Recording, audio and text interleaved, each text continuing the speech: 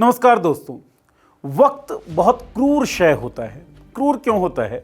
ये वक्त एक रात पहले आपको राजा वाला अनुभव करवाता है तो अगले ही पल आपको एहसास दिलाता है कि आप रंक हो चुके हैं। भविष्य के जो चिंताएं हैं वो आपके जहन में भर देता है। शायद भविष्य की उन चिंताओं से फिलहाल हिमंता बिस्वा शर्मा भी गुजर रहे होंगे। हिमंता बिस्वा शर्मा सबसे बड़े कम्युनल नाम अगर आप ढूंढेंगे इंडियन पॉलिटिकल डिस्कोर्स में बीते कुछ सालों में तो हिमंता बिस्वा शर्मा का नाम उसमें आता है। कहीं भी जाएंगे वहां पे कम्युनल बयान देंगे जहां भी चुनाव हो रहा हो। भारतीय जनता पार्टी इनका इस तरीके से यूज करते हुए भी दिखती ही है। हिमंता बिस्वा शर्मा का एक वीडियो बड़ा वायरल हुआ था कि मियां मुसलमानों को परेशान करो। मियाके कष्ट দিব গৈছিল গতিকে যোনে যেনেকে পাৰে মিয়াক কষ্ট দিয়ক না। আপুনি ৰিক্সাত উঠিলে 5 টকা ভাড়া হলে 4 টকা কষ্ট খালেহে অসমৰ পৰা যাব। ৰাতিটো 9টাত গৈছিলে মইতো মিয়াক কষ্ট দিব ৰাতি 12টাতো যাওক ক'বাত যাব খুজিলে। এইবিলাক কোনো ইস্যু টিস্যু নহয়।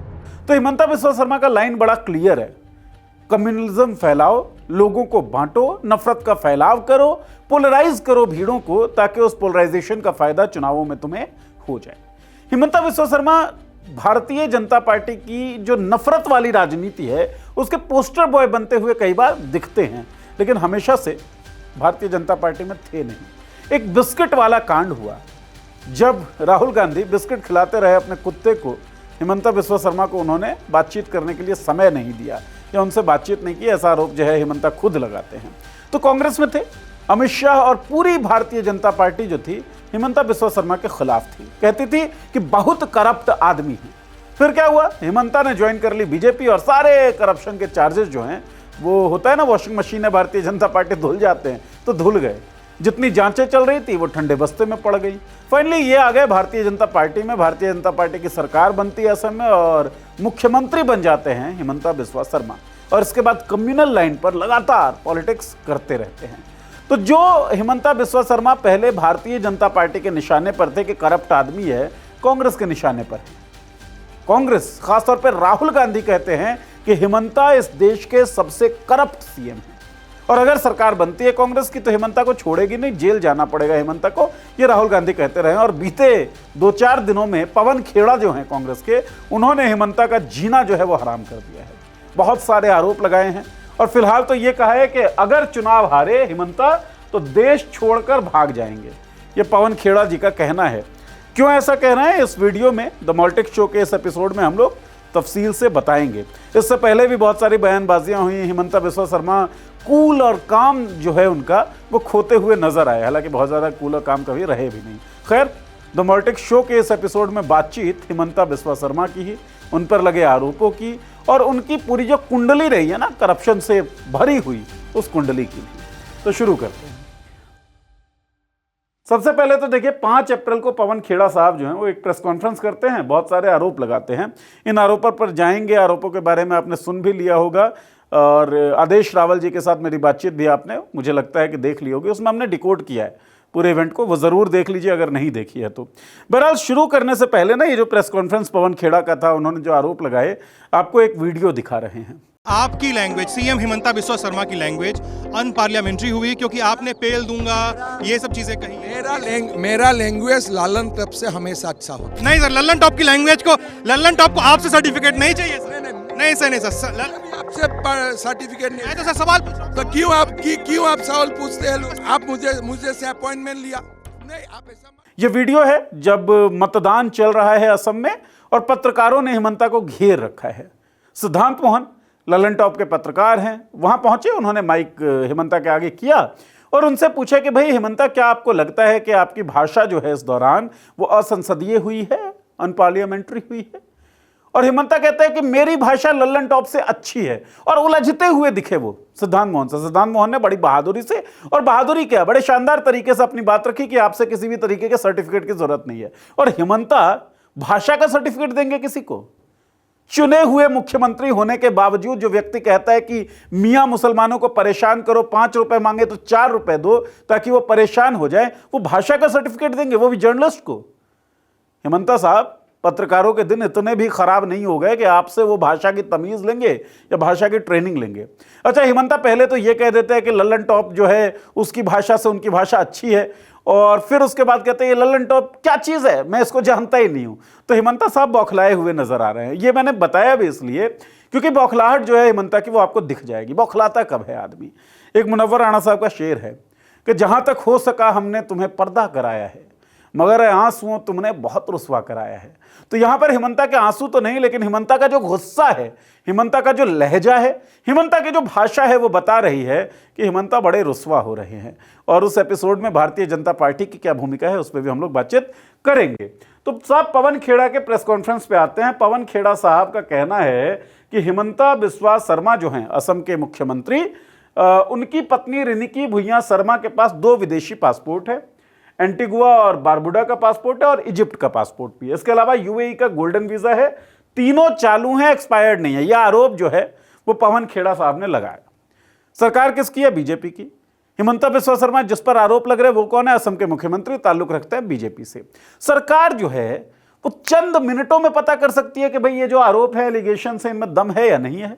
अब तक कोई आधिकारिक बयान जो है सरकार की तरफ से आया नहीं है।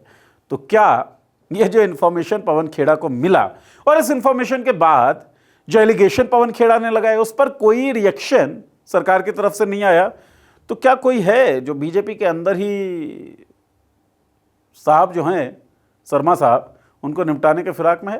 ये देखने वाली चीज़ और समझने वाली चीज़। आपको जो भी लग रहा हो ना इसमें, वो अपनी राय भी रखिएगा, क्योंकि पॉलिटिकली बड़ा एक्टिव रहते हैं भारत के लोग और अलग अलग तरीके से डिकोड करते हैं। तो लेकिन ये डिकोड का पॉइंट मुझे तो समझ में आता है कि भारतीय जनता पार्टी के किसी भी नेता के ऊपर जब आरोप लगता है तो पूरा इकोसिस्टम उस नेता को सहेजने में लग जाता है, उसको संरक्षित करने में लग जाता है, उसके प्रोटेक्शन में लग जाता है, सुरक्षा में।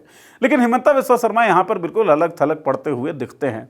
आदेश रावल जी से बातचीत हो रही थी। आदेश रावल जी कहते हैं यार ये पासपोर्ट वासपोर्ट का मामला नहीं है, 52,000 करोड़ रुपयों का मामला है, और मुख्य जो है वो वही है जिसके कारण हिमंता जो है फंसे हुए हैं।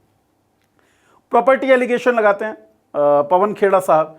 कहते हैं रिनिकी भुइयां शर्मा जो हिमंता की पत्नी हैं, उनके नाम पर दुबई में संपत्ति है। संपत्ति होना कोई दिक्कत वाली बात नहीं है, पैसा होगा आपके पास तो आप भी संपत्ति खरीदिएगा, है ना। तो बिस्वा शर्मा साहब की जो पत्नी है हिमंता की, रिनिकी भुइयां, दुबई में उनके नाम पर संपत्ति है। लेकिन संपत्ति है तो उसको डिस्क्लोज करो भाई, जाहिर करो। खासतौर पे जब आप चुनाव लड़ते हैं, हलफनामा दाखिल करना होता है आपको अपनी संपत्ति का। लेकिन जब हलफनामा दाखिल किया ना हिमंता साहब ने, चुनाव का पर्चा भरा, तो ये जो संपत्ति है उसको एफिडेविट में नहीं जगह मिली, इसको डिस्क्लोज नहीं किया। डिस्क्लोज क्यों नहीं किया? अब जब आप कोई चीज छुपाते हैं तो शंका के बादल भी उमड़ते घुमड़ते हैं और सवाल भी पैदा होते हैं। तो वो सवाल पैदा हुए। अमेरिका के व्योमिंग में रिनका नंदी एलएलसी नाम की 52,000 करोड़ की कंपनी होने का आरोप लगाया है।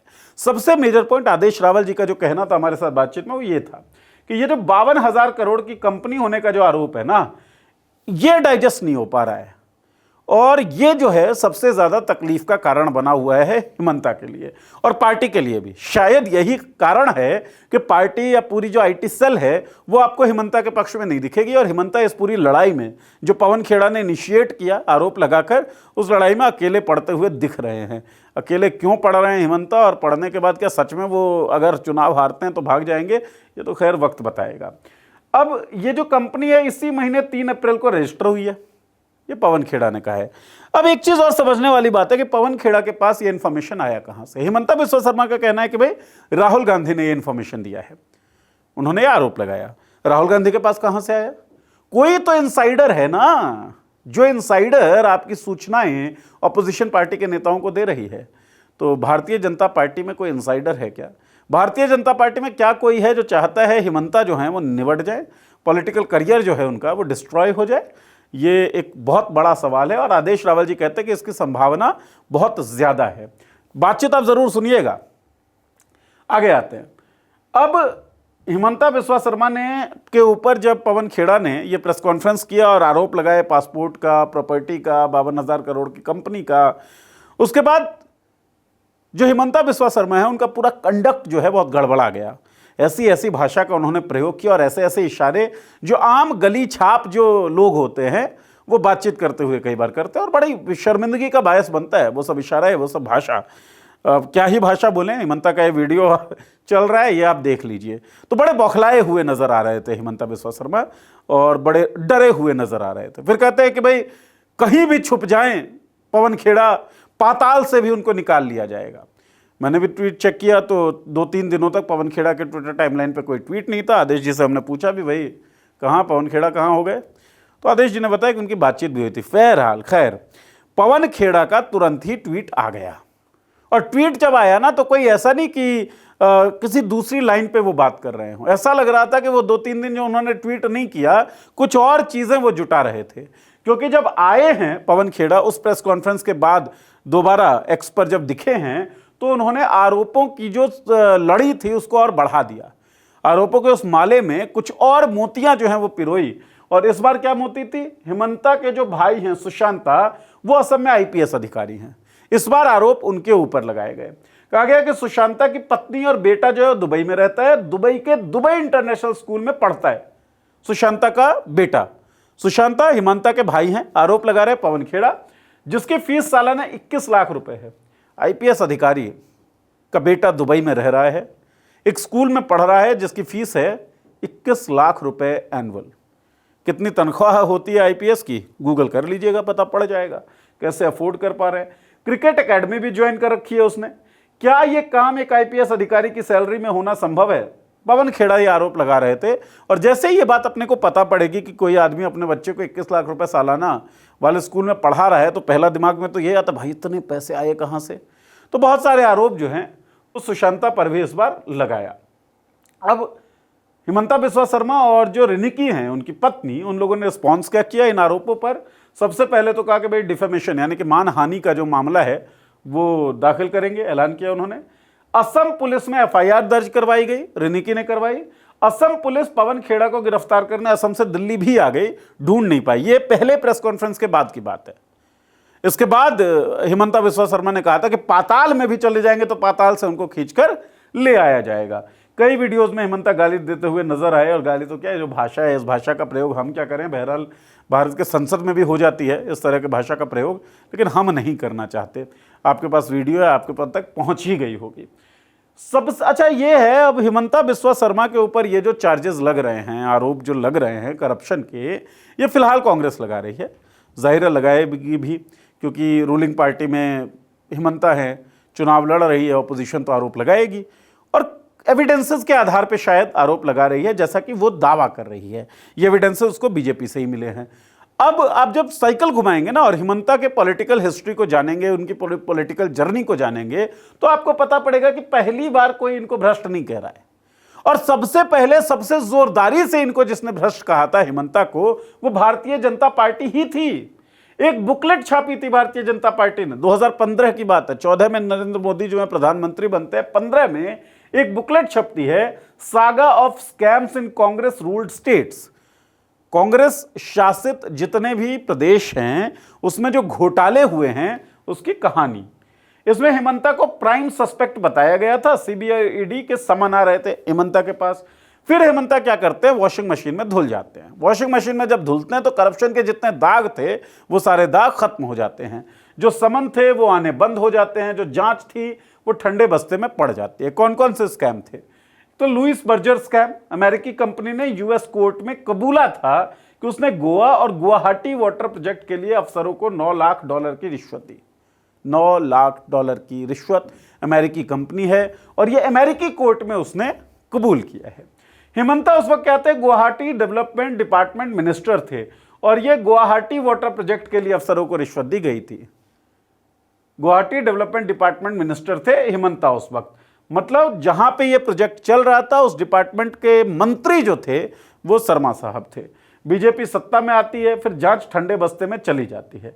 असम की सीआईडी 3 बार गुवाहाटी हाईकोर्ट को केस अपडेट देने में नाकाम रही। आप खेल समझ रहे हैं। हिमंता कांग्रेस में थे, बीजेपी उन पे भयंकर आरोप लगा रही थी, पूरी एक बुकलेट छापी गई थी। प्राइम सस्पेक्ट जो थे वो कई सारे घोटालों के हिमंता थे। हिमंता के पास समन आ रहे हैं जांच एजेंसियों के। उसके बाद हिमंता बीजेपी में शामिल हो जाते हैं, बीजेपी की सरकार बनती है, हिमंता मुख्यमंत्री बनते हैं और उसके बाद तमाम जो जांच थी या तमाम जो आरोप थे उनकी चर्चा कहीं पर होती नहीं थी। ये हुआ एक। Number 2, Saradha chit fund scam. अब इस स्कैम के बारे में भी आपने सुना होगा कभी ना कभी, आप अगर पॉलिटिकल नॉलेज लेने में या पॉलिटिकल न्यूज़ में इंटरेस्टेड होते हैं तो आपने सुना ही होगा। अब जो शारदा ग्रुप के मालिक है ना सुदीप्तो सेन, उन्होंने सीबीआई को अपना कन्फेशनल लेटर लिखा और उस लेटर में हिमंता बिस्वा शर्मा का नाम था। शारदा चिटफंड स्कैम में शारदा ग्रुप के जो मालिक हैं सुदीप्तो सेन, कन्फेशनल लेटर में हिमंता का नाम था। 1.5 साल में उनसे नकद में करीब 3 करोड़ रुपए हिमंता ने लिए। अब हिमंता के ऊपर जिस तरह के आरोप लगते हैं बहरहाल 3 करोड़ बड़ा छोटा अमाउंट लगता है, क्या है 3 करोड़, तो हिमंता का नाम बहरहाल इसमें आया। 2014 में सीबीआई ने हिमंता के घर, उनकी पत्नी के न्यूज चैनल न्यूज लाइव के दफ्तर पर छापा मारा और बाद में जाहिर है स्वाभाविक तौर पर ये जो जांच थी ये जांच भी रुक गई। इसके बाद आप देखिए उल्फा कनेक्शन और टेडा केसेस जो हैं ये भी हिमंता के ऊपर लगे। राजनीतिक करियर की शुरुआत कंट्रोवर्शियल रही, जैसा कि इसमें दिख रहा है आपको। 1991 में उल्फा की तरफ से एक्सटॉर्शन करने के 2 टेडा केसेस दर्ज हुए। समझ रहे हैं, उल्फा उग्रवादी संगठन है, उसकी तरफ से एक्सटॉर्शन कर रहे थे हिमंता बिस्वा शर्मा। इस मामले में 2 केसेस उनके ऊपर टाडा के दर्ज होते हैं। एक मामले में इसे 10 लाख रुपए लेते हुए पकड़ा भी गया था। कॉटन कॉलेज हॉस्टल की किचन में हथियार और गोलियां छुपाने का आरोप भी लगा हिमंता बिस्वा शर्मा का। मतलब पूरी फिल्मी कहानी है साहब की। जब शुरू कर रहे थे राजनीति तब इन पर आरोप लगते हैं, टाडा में केसेस दर्ज होते हैं कि भाई ये एक्सटॉर्शन कर रहे थे एक उग्रवादी संगठन के लिए। दूसरी बात, एक मामले में 10 लाख रुपए लेते हुए इनको पकड़ा जाता है। कॉटन कॉलेज हॉस्टल जो है उसकी किचन में हथियार और गोलियां छुपा रहे होते हैं। गुवाहाटी हाईकोर्ट ने बाद में इनको बरी तो कर दिया क्योंकि केस डायरीज गायब हो गई थी। अब केस डायरीज कैसे कैसे गायब होती हैं, सरकारें किस किस की रही, पूरी जर्नी कैसी रही, वो आप समझ सकते हैं। लेकिन ये आरोप थे उनके ऊपर मामलात जो थे वो दर्ज हुए। अच्छा, एक आरोप एक कांग्रेस नेता की हत्या का भी उनके ऊपर लगा है। वो जो कांग्रेस नेता थे वो थे मनवेंद्र शर्मा। पूर्व असम सीएम प्रफुल्ल कुमार मेहता ने 2019 में आरोप लगाया कि हिमंता को ऑल असम स्टूडेंट्स यूनियन से इसी हत्या में कथित संलिप्तता के कारण निलंबित किया गया था। समझ रहे हैं आप, ऑल असम स्टूडेंट्स यूनियन से निलंबित हुए थे हिमंता बिस्वा शर्मा। और जो असम के सीएम हैं, पूर्व फॉर्मर सीएम प्रफुल्ल कुमार, उनका यह कहना है कि भाई क्योंकि यह मनवेंद्र शर्मा की हत्या हुई थी और इसमें कथित संलिप्तता थी हिमंता की, जिसके कारण उनको यहां से निलंबित किया गया या सस्पेंड कर दिया गया। हिमंता खुद को बचाने के लिए तत्कालीन सीएम जो थे हितेश्वर सैकिया उनकी शरण में गए। इस मामले में भी हिमंता जो है बरी हो गए हैं। तो आरोप बहुत सारे लगे रहे हैं हिमंता पे, शुरुआत से लगे इनके पॉलिटिकल करियर के। बहुत सारे आरोपों में, बहुत सारे मामले में वो बरी भी हो गए। न्याय का यही तकाजा होता है कि आरोप लगते हैं, सुनवाइयां होती हैं, तफ्तीशें होती हैं, इन्वेस्टिगेशन होता है, अब बरी हो जाते हैं, है ना। पीपीई किट का स्कैम हुआ, ये बिल्कुल ताज़ा स्कैम है। 2020 जब कोरोना का महामारी हम लोग झेल रहे थे, कोरोना महामारी, हिमंता साहब जो थे वो उस वक्त हेल्थ मिनिस्टर थे। उनकी पत्नी की कंपनी जेसीबी इंडस्ट्रीज को हेल्थ डिपार्टमेंट ने, जिस डिपार्टमेंट का मिनिस्टर है हिमंता, उस डिपार्टमेंट ने उनकी ही पत्नी जेसीबी इंडस्ट्रीज को 5000 पीपीई किट सप्लाई करने का अर्जेंट वर्क ऑर्डर दिया। किस कीमत पे? 990 रुपए प्रति किट, इस कीमत पे। ठीक है, उस समय पीपीई किट का रेट था कितना? 600 रुपया। कई कंपनियां डिलीवर कर भी रही थी, लेकिन वर्क ऑर्डर किसे दिया जाता है? जेसीबी इंडस्ट्रीज को। जेसीबी इंडस्ट्रीज किसकी है? हिमंता बिस्वा शर्मा की पत्नी की कंपनी है। जो पीपीई किट 600 रुपए में मिल रहा था, वो पीपीई किट का रेट फिक्स होता है 990 रुपए प्रति किट। जेसीबी इंडस्ट्रीज ने महंगे ऑर्डर लेने के बावजूद लगभग 1400 किट ही डिलीवर किए। अब सोचिए, फायदा पहुंचा दिया गया, रेट एक्स्ट्रा दे दिया गया, फिर भी डिलीवरी टाइम पे नहीं मिली। एक गाना मुझे याद आता है, जब सैयां भय थानेदार तो फिर डर काहे का, जब अपनी है सरकार तो फिर डर काहे का। गाना क्यों रेलिवेंट है आप बताइएगा हमको वीडियो के कमेंट सेक्शन में। अब जो ये हिमंता ने काउंटर किया है ना, और फिलहाल जो इसकी स्थिति है सारे आरोपों की, वो एक बार समझ लीजिए। हर आरोप को हिमंता साहब ने नकारा ही है। ऑब्वियस सी बात है, किसी का भी आरोप लगते हैं, हमने आज तक तो देखा नहीं कि किसी ने तुरंत ही कबूल कर लिया हो, नकारता ही है वो।